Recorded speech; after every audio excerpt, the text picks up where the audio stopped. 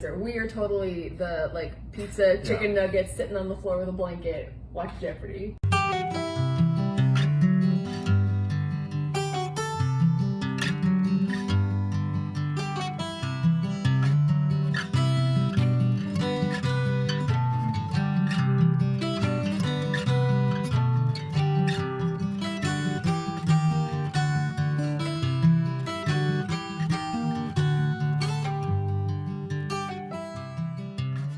Alrighty, we're back. We're flipping the tables today. We're gonna do question and answers for you, since he took over my channel last week.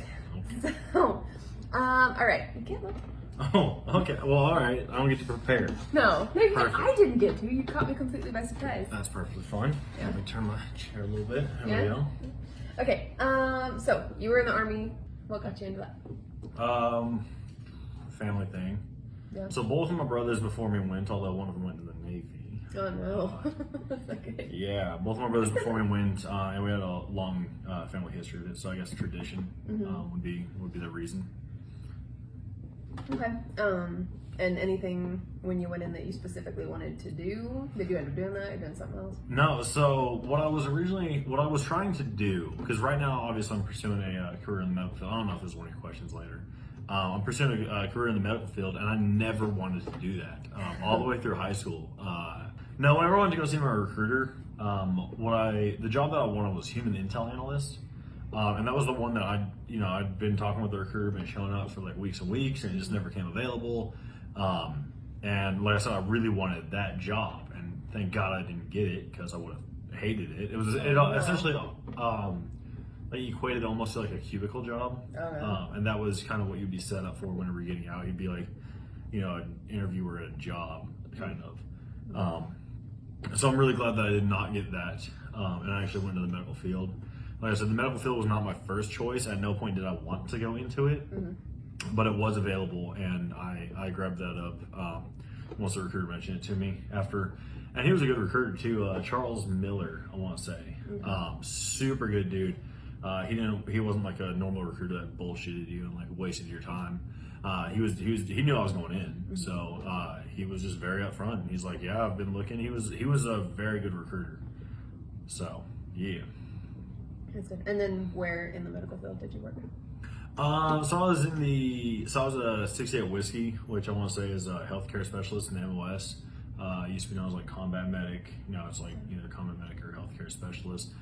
So I worked in the emergency room in Oklahoma, and we did ambulance as well. So what that encompassed essentially was we did a lot of stuff that we're like not allowed to do now. Once you get out of the Army, and they don't really tell you this, but once you get out of the Army, you're like certified to do CPR, and you're still registered as like an EMT basic, so O2 transport. So it's essentially like being in high school. But whenever you were in the military, you were doing stuff like incision and drainages, you were doing stitches. One time working with Dr. Stanley, I was able to like reduce a fucking bone, which is super cool. So you're able to like reduce a bone, deliver a baby. I was gonna say, you delivered a baby. That baby delivered himself. Came walking out. The paramedic abandoned me in the back of the ambulance and was like, you know what you're doing, So I mean, hey, that's how you learn. That's how you learn. He was super cool. His name was Matt. But no, yeah. I get into the back of the ambulance. We get the patient loaded up. I jump up. I turn around. Matt's at the door, still standing on the ground. He's like, wait a minute. You and I have done this before, haven't we? I'm like, yeah. He's like, all right. Closes the door. And he goes to the front and just drives to the hospital. I was like, oh my God. And the little kid came walking out by himself, just like, hello, looking at me like I was in the wrong place. That was one of the more fun moments. Babies are little bombs. Look, I'm trying. They are. Babies are like the most they're not. sensitive creature. I would actually rather deal with a bomb. At least I know how that's going to end. In a bomb. I know, because it's red wire or blue wire. Babies. Just hold their head. They're fine. Babies scare me, and honestly, if I could find a way to opt out of working in the mother baby unit in nursing school, I 100% would do it, because I know that I'm not going to go into mother baby unit. There is no miracle that could happen while I'm not going to like just wake up and have an epiphany and be like, this is the miracle of childbirth. I don't care. They scare me, Like, what would you say is the best thing that you learned, and who had the biggest impact on you? The person that gave me the best piece of information I've ever had was this paramedic. That dude was cool as hell. Mm-hmm. You know, very down to earth, small room for error. He was a gruff dude, Mm-hmm. but I learned more from that dude. That dude probably said in the entire like 4 years that I knew him, he probably said 80 words. You know, but that dude taught me more than anybody else. That dude taught me more than AIT or basic or whatever. Yeah. And the number one piece of information that he gave me, and I think this is something that everybody should hear, and apply it to your life in various contexts. But we don't see him one time, you know, and I'm over here, I'm like green as grass, probably 18, 19 at the time, you know, get off the ambulance and we're on the basic training side of post ruling for a patient, you know, and I'm over here like, what we need, I like getting the cot, getting the bag, getting the EKG monitor, and he's like, look here, Soldier Medic. And he would always call you Soldier Medic. That. He would always call you Soldier. And he's like, oh, here, Soldier Medic. You gotta check your pulse before you check the patients. Oh my gosh, yes. Whereas Larry, one of the other paramedics named Larry, hey, we didn't use last name. We're good. named Larry Grabinski. Feel free to cut that. Feel free to cut that. No, well, one of the other paramedics would. He'd get on scene, he'd be panicking, you know, all 5'2" of him. He would get on scene, he would freak out. He's like, we need the cot, we need the bag, we need the EKG monitor, get a rotary ring and a fixed wing ALS on standby, you know, because we may need an airplane here. I'm like, dude, shut the fuck up. Yeah, there you go. Yeah. But no, like the other guy would, he would freak out. He'd try to take everything with him. And Chuck was great. Chuck wouldn't even take the cot. Yeah. You know, he'd be like, well, let's go see what we're dealing with first before we make these decisions. Yeah. And no, so like the guy who I would say probably had the biggest influence as far as like the medical field and really as far as like military goes. Probably like just in your life, right? He's been the one that stands out the most. Yeah, definitely. He was a hugely positive role model and definitely like that father figure for sure. Yeah. Mary Lou and Chuck, not to try and put them on a pedestal, but they were like the mom and pop of the ER. They really were. Yeah. I mean, they were like super cool, down to earth people. They didn't, you know, waste time freaking out. Mm-hmm. And you could learn more from those two in the evening than you learned in 8 weeks at AIT. Chuck, I want to say he was former military. I want to say he was a former drill sergeant. Oh wow, really? Yeah, Mr. Quiet. Yeah, I don't know. I'd have to like recheck that. Wow. Mary Lou or Joanna, anybody that knew him for an extended period of time, can you tell me below if I'm right in that? I want to say he was a drill sergeant. That's so weird. I pictured him, from what you've said, like just stoic, quiet, like in the background, always there is like the backbone of everything, but not that kind of like in your face kind of thing. No, I'm pretty sure that he was. That's crazy. And he was a big dude. He was massive. Well, yeah, but he looks like a big teddy bear. No, he was. Like, so he doesn't seem like that super mean, like drill sergeant-y kind of person. What's funny though is he could turn it on. I mean, really? granted, and I've only heard stories. I don't think I ever saw him like be aggressive, mm-hmm. but I want to say it was. I don't know if it happened or not, but I remember Mary Lou talking about it because he was. I don't think he was like in a biker gang.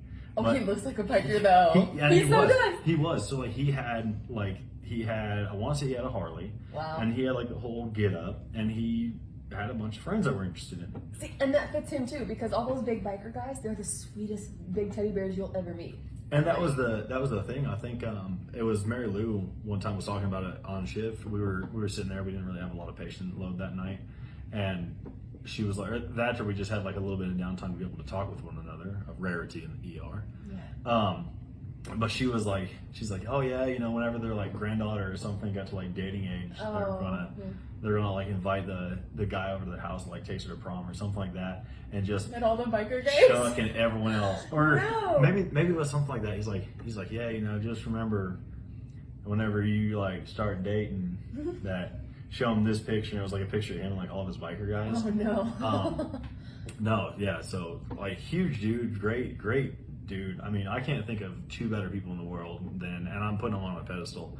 I cannot think of two better dudes or two better people in the world than Chuck and Mary Lou. Yeah.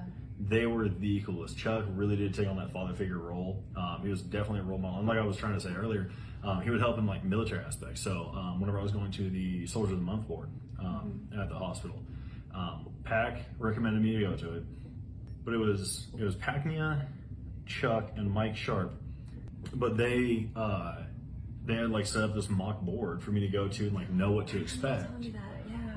And what was so funny is I'm a confident guy most of the time, but there are like some people I climbed up around, and it was definitely in this situation because it was Chuck. I'm like, and I don't know if Larry was there or not. I don't think he was. But yeah, I climbed up. So like they were asking like super simple questions. Yeah. You know, like, oh, what is this? You know, and it's like, you know, what regulation governs the wearing and appearance of the military uniform, which is AR Army Regulation 670-1. Everyone fucking knows that. Still remember that?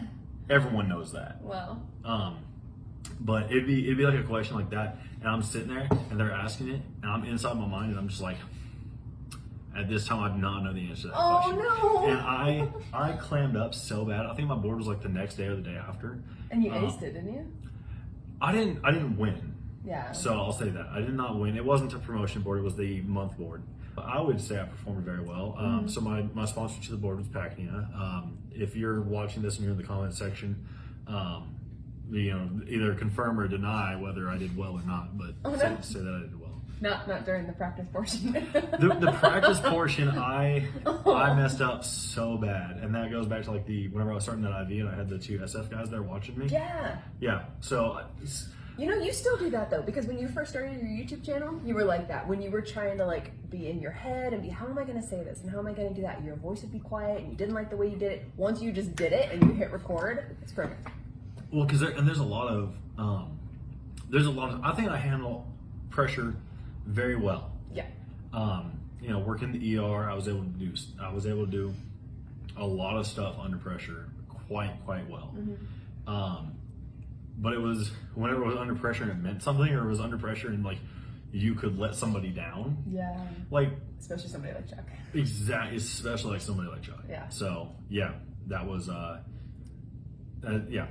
best people that have had a positive impact on my life would have to be them, Chuck and Mary Lou. And there's a lot to take away from everyone. Like so, Joanna, Joanna would. If there's anything that anybody you interact with Joanna for 5 minutes, you walk away from that conversation with a smile. Yeah. Oh my god! Even her messages to me, or like comments on our posts on Facebook. I'm like, she talks to me like she's known me my whole life. Oh, she was super, so sweet. Super positive, constantly. So, yeah. I want to meet them. Like, I really one day want to meet Mary Lou and Joanna. Definitely Mary Lou though. We're gonna have to set that up for sure. Right. Yes. Yeah. Yeah, we are. So that's going to happen. But going off of that, then, so you didn't really have a dad growing up, or at least a lot of your older life growing up. So where do you say you would learn like who you are, basically your character? Because I mean, you are incredible.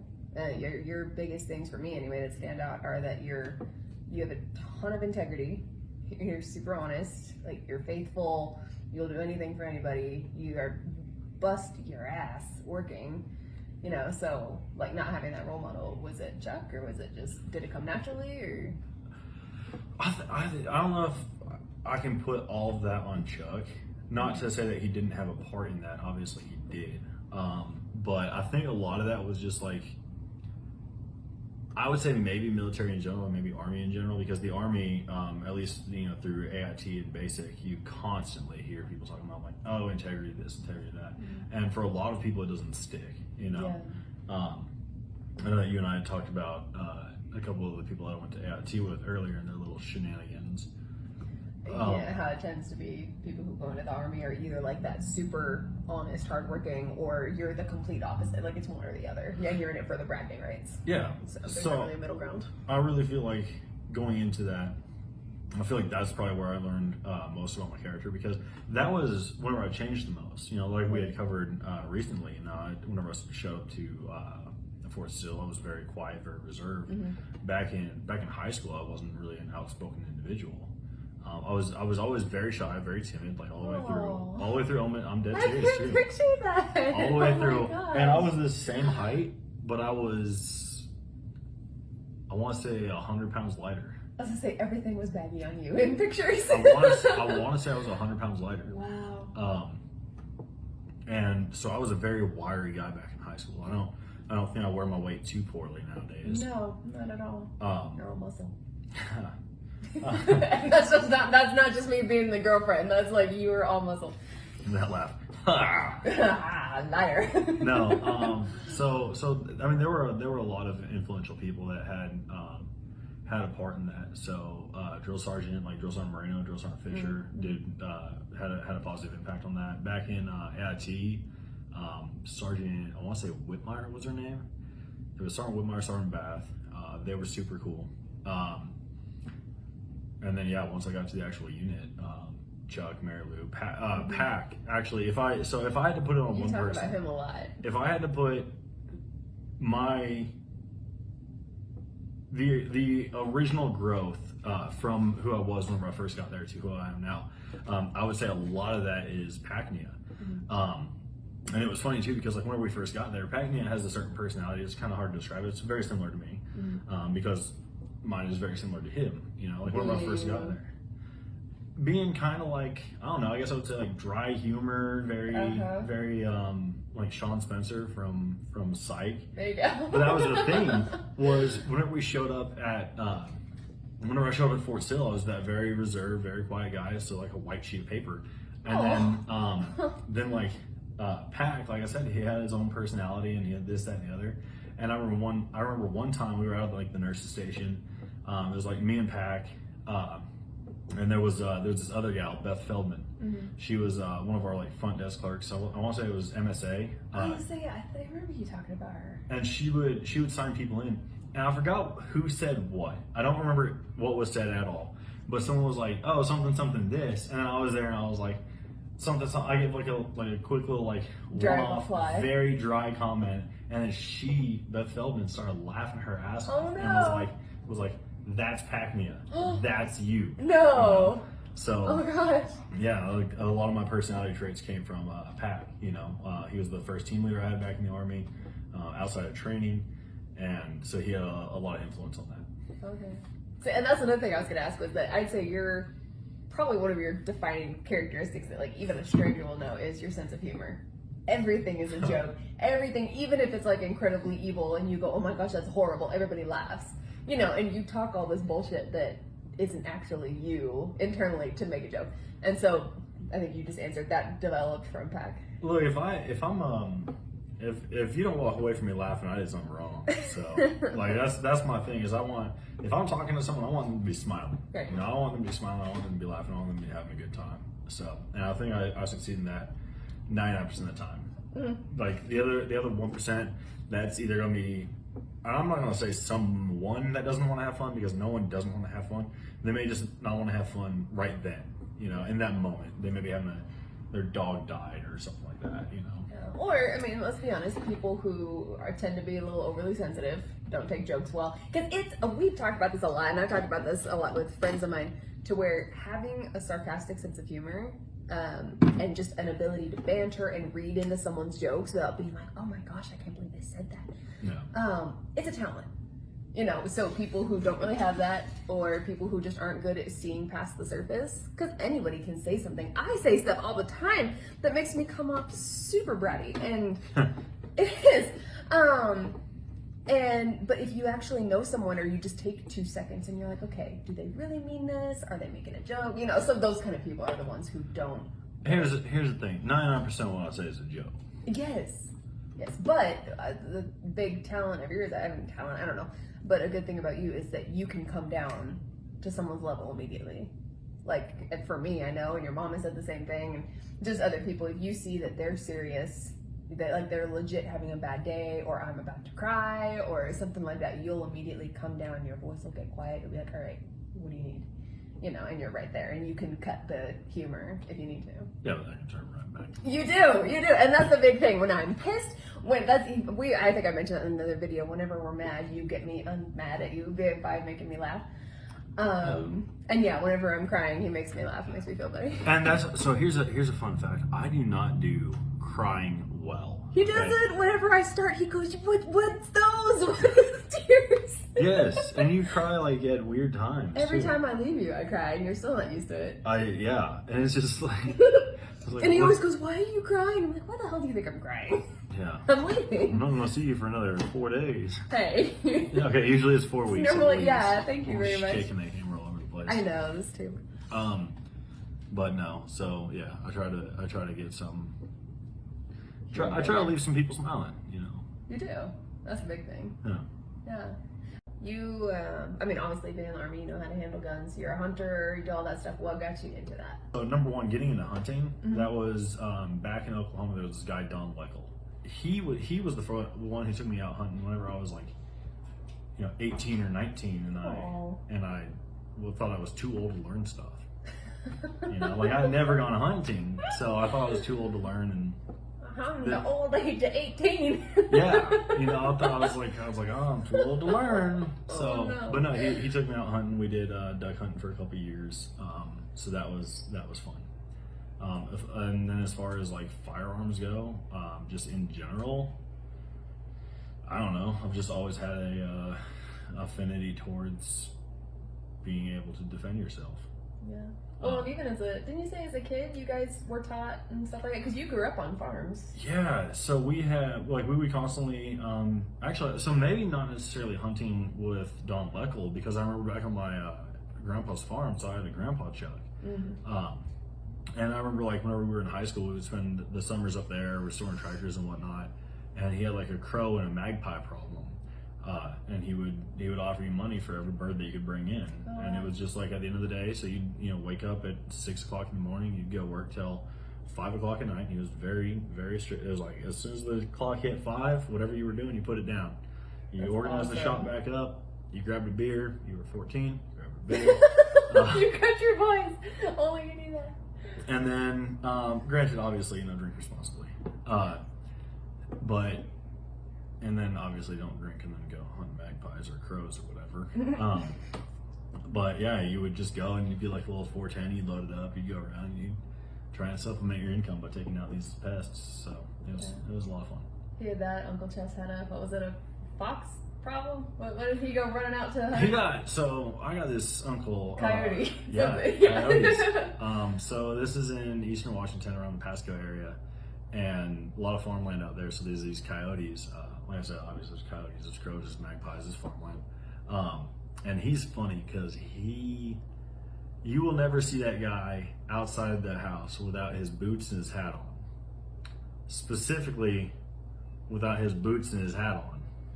So he wakes up. We're going into the whole story. Yeah. Oh no. So this dude wakes up one time, middle of the night. He's sitting there in bed. He just opened up the window and he can see this coyote right out there in the field or whatever. And he's just like, yeah, that was something. I don't think it was out in the field. I think it was probably close to the house, probably harassing the chickens or the goats or whatever. Yeah. So he's like, that son of a bitch. Puts his in my mind, what he does is he puts his feet on the side of the bed and just his boots are already there. Grabs his hat off the stick at the head of the bed. Yeah. Whatever that's the bed called. post. There you go.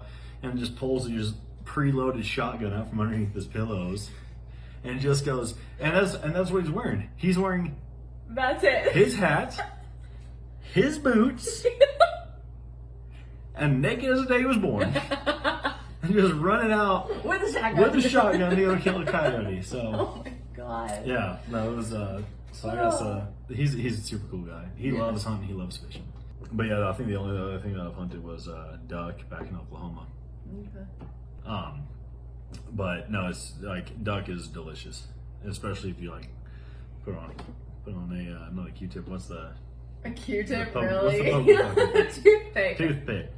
Okay, so since you're so knowledgeable about baking skills, cheesecake is your signature. You developed that in the army. I developed that in like middle school. Really? Yes. Aww. Like anytime there was like a bake baby thing or whatever, baker. I would bring that cheesecake. Aww. I don't know. Maybe people are just being nice, but I think that cheesecake's a hit anywhere it goes. Oh no, it's phenomenal, and because you make it plain, you can put anything on top of it. Like you can make it whatever you want. Yeah. Or you can even add stuff like within it and make it whatever you want. Now we've made a number of varieties of it. So We did. not all of them were great. Actually, I don't Yes, think they I were. don't think I've ever had a bad one. We had a number of them. So Yeah, I that think was like- most of them turned out pretty well. Yeah, and that was like one of our first things was baking cheesecakes together. I am hypercritical of the stuff that I make. You remember when I I made the cookies know. and cream one? Yes, and you brought it over to our house. Yeah, you were like really particular about that. Yes, I am. I thought it was great. Whenever it comes to the cheesecake, I'm stupid particular. Oh, you're stupid particular about anything in the kitchen. Are you kidding me? Yeah, that's true. But it all turns out really good. What was your question? Oh, like do you make anything else? You cook a lot of other things. You make such amazing bacon and eggs. Oh my gosh. So I would say, do I bake anything else? Not necessarily. Okay. So my little brother Scotty was a huge baker. Like, No way. No, I'm dead serious. What? I never knew that. Yeah, he's a huge baker. Back in high school, he was constantly baking. He's just No like, I'm gonna make way. cookies tonight. It's just Oh my like, gosh, okay. Scotty. Yeah. Ah. So he was the baker. Like he knows how to make. He can make a mean pie. He can make a cake. He can make cookies. The Seriously. dude's a culinary fiend. Oh my gosh, we need to get him an apron. I make. It says "kiss the cop." Yes. Actually, I want that now. That's awesome. But no, as far as like baking goes, I don't really bake anything besides the cheesecake, which is a no bake. I cook, and I would say I cook quite well. You do. Very well. You took a culinary class. I did. In high school? Yeah. Yeah. Yeah, it was half culinary, half business. Yeah, no, I can make like some mean chicken cordon bleu. Oh my gosh, when you made steak and chicken for Halloween. No, those steaks were great. So freaking I good. love Yes. those. Oh. See, and here's the thing: I can be hypercritical about my own stuff, but whenever I got other people commenting on it and complimenting and like very authentic reactions to It's it, just that. It's so good. Yeah. Favorite hobby? Like, I know there's a lot of things that right now, like in school and stuff, you're not doing until you like have a consistent spot. Like going to the gym is a big thing for you, and you like Oh, hunting yeah. and all of that. But so, with all of that, what is your favorite? I would say going to the gym. Going to the Honestly, gym? Really, even over gaming? if you can find the you can find the right gym, and I look for one very specific thing in a gym, and it's a high ride or a high wall. Really? Yeah, dude. Oh, I see, I thought had it was the weights that you would look at. no. I don't. Here's the thing. I don't really care about a Smith machine or whatever else. Granted, if you're going to like set like if you're trying to find out what your heaviest lift is, don't do it on a Smith machine because it's gonna lie to you. If you're doing it on a Smith machine, take off 20 pounds. Okay, now I have to brag on you a little bit. What's your highest deadlift? Yeah. So Come on. this is my max weight or my heaviest lift was I want to say it was 505. And My that's a man, deadlift. ladies and gentlemen. You write. You do some fictional writing. What Yes. got you into that, and are you please going to do more? So I guess I was obviously I'm not publishing anything. No. And if I do, it's gonna be under a pen name, and you guys aren't gonna know about it for a while. But no, so it's I don't know if I've ever told you this story or not, but whenever I first started writing, it was in school suspension back in high school. No way. Dead serious. What? Yeah. What were you in suspension for? We're gonna side note on that. I want to say that was the day that like somebody tried to like beat up my little brother. Oh, you Yeah. beat him up. Somebody was trying to beat up Scotty. Scotty's a very defensive fighter. We already covered that he was a phenomenal wrestler. So the dude can, like, someone jumped on top of him, was like trying to punch him or something. So he just, very defensive guy, was able to hold their hands away from him. Yeah. And me, being me and being the generous guy that I am, Okay. I was like, that guy over there that's trying to attack my little brother looks a little bit tired. So I helped him sleep. No, I didn't catch him. I kneed him in the side of the head. Ooh. I was a sprinter back in high school, and Wow. this is probably why I got I got several days of out of school suspension. I got a couple days of in school suspension. Then I got detention after that. I got a lot of stuff. I think this was one of the few times I got in trouble back in high school. But I was a sprinter back in high school. I hate distance running. You will never catch me distance running. But no, I was a sprinter. He was on top of my little brother. I was probably 50 feet away, so I was able to like pick up some speed and go there and make contact. And he was, and I was right. He was tuckered out because he was just like, I took a nap. Yeah. But it was funny too. I was ahead in all my classes, so they gave me out of school suspension, which I got to play Assassin's Creed. Oh my gosh. I got to play video games. It was almost like a reward. And then Wow. then I got the in-school suspension. I was very bored because again, I was ahead in my classes. So I just sat there and I started writing. And yeah. You are definitely a gamer. You got Yeah. your own channel. So what got you into that? You said you started young, like 12, right? Into video games? Yeah, and like what do you like most about it? Because you are very much a methodical, strategize. Like you don't just play it for fun or because you don't want to deal with people. No, yeah, that's what I love about. So I guess I would say the reason I like video games is because you can be bad at them. Like video games they give you an opportunity to be bad at something, which means that they give you an opportunity to be good at something. And to constantly improve. Yeah, and that's the thing. So I like that, and strategizing. When I play on the computer, obviously statistics and numbers and oh my goodness. Yeah, there's a lot of planning that goes into that, and I think that, and that's the thing is, I like playing games that require most of my most favorite games are ones that require a high amount of strategizing. Yeah. Yeah. And what makes you squeamish? Medical, like Feces. Really? Yes, I cannot deal with feces. I've done everything in my power. I can deal with most nurses, it's the opposite, where they cannot deal with anything nasal. A lot of them, yeah, it's respiratory stuff. Yeah. They can do vomit, they can do feces, they can do like any other blood, all that. I can do like a sputum guaiac. I can do whatever. I will live in this area. I don't really do feces well. Yeah. Yeah. Okay. I mean, you're a Christian guy, and then growing up, you guys were pretty deep into it. You said you went to like Bible camps, and what's your faith relationship right now? Is it something that's like there, but it's not like your entire world? Is it something that's not there at all because it was like a family tradition kind of thing? No, I would say middle? it's still there. I 100% believe that. I don't know, more irritated at this point in my life. You can only deal with so much failure. Yeah. And still have a positive outlook. So if you look at most things I've done in my adult life, I mean I'm 28 years old and just now like in nursing school. So clearly I did not make and obviously there's a degree of myself to be at blame here. Why? What do you mean why? Well, because you had, I mean, it's not like you're behind. You had a whole Army career, before this, whereas most people go straight from high school and being an idiot into college. It's hard to be 28 years old in college and not feel like you wasted a lot of your life. Yeah. Yeah. Well, it's Like I don't care that you spent so many years in here and there and like you improved yourself and like you have all these skills and whatever. The fact is I'm 20 years old. A lot of the people in this program are like 21, they're fresh out of high school. You would say maybe knew what they wanted to do, maybe had a direction in their life, and then like I said, I'm 28 years old. It's hard to look at that with a positive light. Yeah. And that came from a series of really unfortunate circumstances that I had very, very little control over. Yeah. So it's hard to, and especially whenever you hear it fucking 90 times a day, where it's just like, going, hey, it's your plan. Yeah. It's like, why does his plan always involve fucking me over?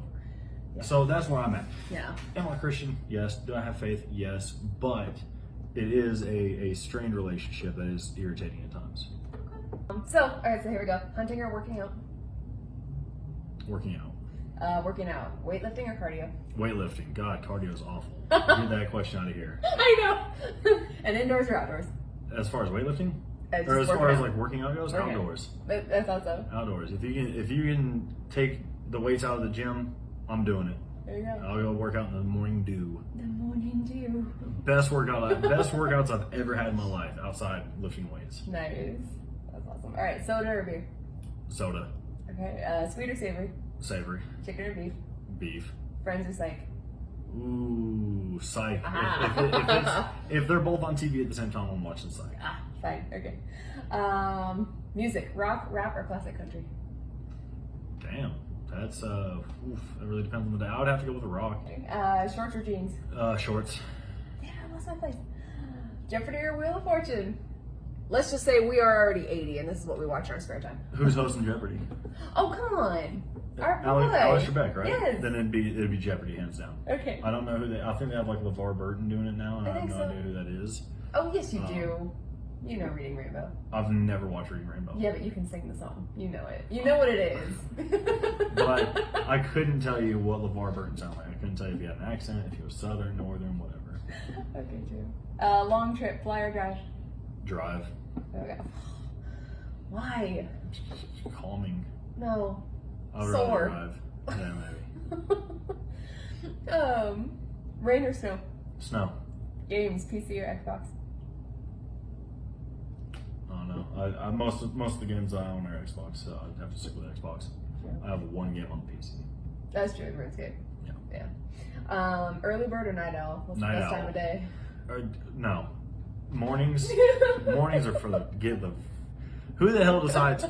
Who, like, literally, and this is a question for the entirety of the internet. Who decided that, like, I'm dead serious. Like, I hope this gets views and goes out there so someone can answer this question. Who the hell was it that decided, and who the hell was it that agreed that it's a super cool idea to have everyone wake up at the same time in the morning, get on the road, and go drive to get to work? Like, no, it's not fun. Works should stagger their start times. There you go. Night owl, 100%. Okay. Catch me on night shift. How about that? There you go. Yeah, night shift is better.